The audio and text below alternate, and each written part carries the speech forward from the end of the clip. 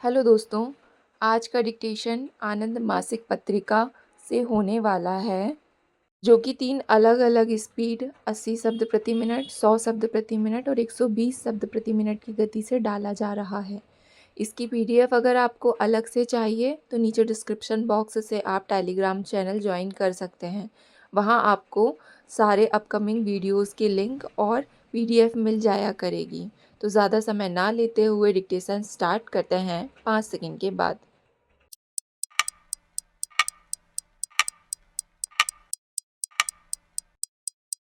महोदय, इस स्थिति में करों के क्षेत्र में वृद्धि का विकल्प सीमित सा ही है, अतः सरकार के समक्ष आर्थिक सहायता में कमी करने का रास्ता ही मुख्य रूप से बचा हुआ है।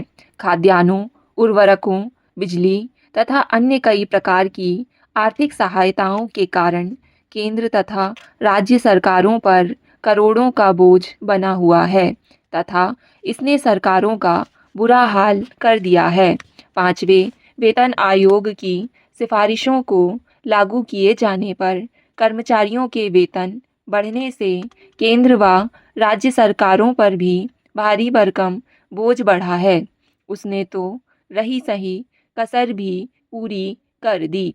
केंद्र व राज्यों में पहले से ही आवश्यकता से अधिक कर्मचारी हैं तथा उन्हें वेतन आयोग की सिफारिशों के अनुरूप पिछला बकाया देने में सरकार को काफ़ी बोझ उठाना पड़ रहा है। अब सरकार के सामने अपने आर्थिक घाटे को कम करने के लिए एक ही चारा था कि वह सार्वजनिक वितरण प्रणाली द्वारा सस्ती दरों पर बेचे जाने वाले गेहूं, चावल, चीनी तथा यूरिया के बिक्री मूल्यों में वृद्धि करे। इसी के दृष्टिगत केंद्र सरकार ने 28 जनवरी से गेहूं, चीनी और चावल की कीमतों में 30% तथा यूरिया की कीमतों में 11% तक की वृद्धि कर दी। पूर्व प्रधानमंत्री शुरू से ही इस प्रकार की आर्थिक सहायता में कमी कर देश की अर्थव्यवस्था को राजस्व घाटे के संकट से बचाने के लिए बल देते आ रहे हैं। यही कारण है कि बजट सत्र से पूर्व संसदीय कार्य मंत्री द्वारा बुलाई गई सर्वदलीय बैठक में इस संबंध में किसी भी विपक्षी नेता ने अपना विशेष विरोध नहीं किया था। गेहूं व चावल की मूल्य वृद्धि के बारे में कांग्रेस ने अभी तक कोई विरोध प्रकट नहीं किया है। यदि उसकी ओर से कोई विरोध किया भी जाएगा तो वह मात्र औपचारिक ही होगा। अभी तक इस संबंध में मकपा द्वारा ही विरोध प्रकट किया जा रहा है।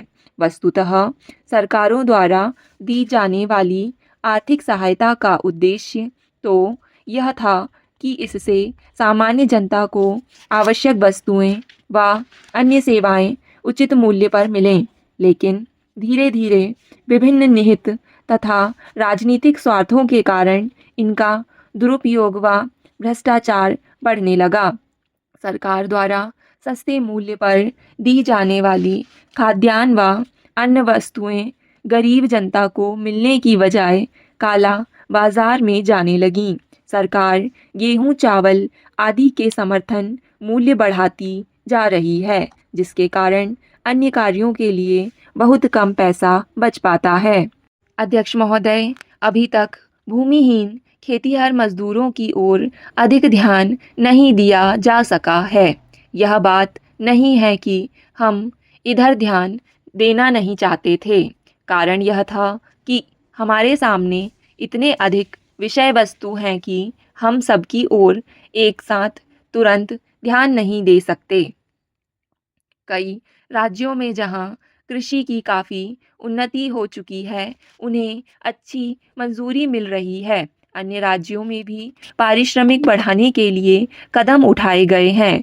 केंद्र ने सिंचाई और बिजली के लिए 1 अरब रुपया निर्धारित किया है। सिंचाई और बिजली परियोजनाओं के लिए केंद्र से राज्यों को दी जाने वाली सहायता में 85 करोड़ रुपए की वृद्धि हो गई है। इस वर्ष लगभग 30 लाख एकड़ क्षेत्रफल सिंचाई के अंतर्गत आ जाएगा। शहरी भूमि का राष्ट्रीयकरण एक जटिल काम है। मैं जानती हूँ कि लोग खास तौर पर ग्रामीण क्षेत्रों में इसकी मांग करते रहे हैं और हम भी इस पर लंबे समय से विचार कर रहे हैं, लेकिन इसकी जटिलता अब भी बनी हुई है। अलग-अलग शहरों में स्थिति भिन्न-भिन्न है। मुंबई, कोलकाता और दिल्ली एक श्रेणी में आते हैं, तो कानपुर, लखनऊ और जबलपुर, जो आकार में छोटे हैं, एक अन्य श्रेणी में आते हैं। फिर भी विधेयक का प्रारूप लगभग तैयार है। काफ़ी बड़ी संख्या ऐसे लोगों की है जो कर चुकाने से बचने की कोशिश में रहते हैं। ऐसे कर अपवचन के मामलों में कठोर कार्रवाई की गई है और इसके परिणाम स्वरूप सरकारी कोष में लगभग 1 अरब 40 करोड़ रुपए आए हैं। हमारी कोशिशें कुछ ही समय पहले शुरू हुई थीं और हमें आशा है कि और बड़ी राशियां वसूल की जा सकेंगी। नए नियमों के अनुसार तस्करों की संपत्ति जब्त की जा सकती है। एक अन्य कानून के मुताबिक पैसा लगाने के तरीके को अधिक आसान बना दिया गया है और आयात लाइसेंस का दुरुपयोग कोई नहीं कर सकता। उत्पादन बढ़ाने के लिए श्रमिकों का सहयोग आवश्यक है। इस उद्देश्य से श्रमिकों की भागीदारी की योजना को लागू किया गया है। आपने हाल में बोनस कानून के बारे में सुना होगा। उसे लेकर कुछ विवाद चल रहा है। नए कानून के अनुसार बोनस उत्पादन पर निर्भर करेगा। अगर उत्पादन बढ़ता है तो हम श्रमिकों तथा अन्य लोगों की ज़्यादा सहायता करने की स्थिति में होंगे। मैं श्रमिक वर्ग को आश्वासन देना चाहती हूँ कि हम उनके साथ हैं।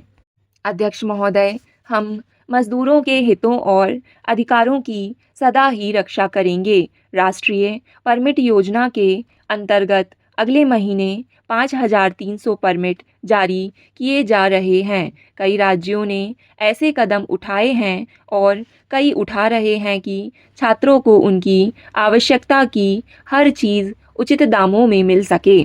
70,000 से अधिक पुस्तक बैंक खोले जा चुके हैं, लेकिन जैसा कि आप जानते हैं, कृषि का उत्पादन सबसे अधिक महत्वपूर्ण है। भोजन प्रत्येक व्यक्ति की प्राथमिक आवश्यकता है। इसलिए मैं व्यक्तिगत रूप से अपने किसान भाई बहनों से बातें कर रही हूँ।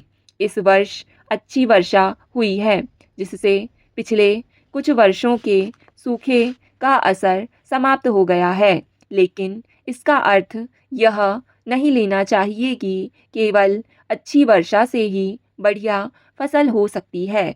वर्षा का निसंदेह प्रमुख योगदान रहा है, लेकिन इसके साथ-साथ कुछ अपवादों को छोड़कर प्रायः प्रत्येक राज्य में उर्वरकों, अच्छे बीजों और किसानों की आवश्यकता की अन्य चीज़ों की आपूर्ति के लिए प्रयत्न किया गया।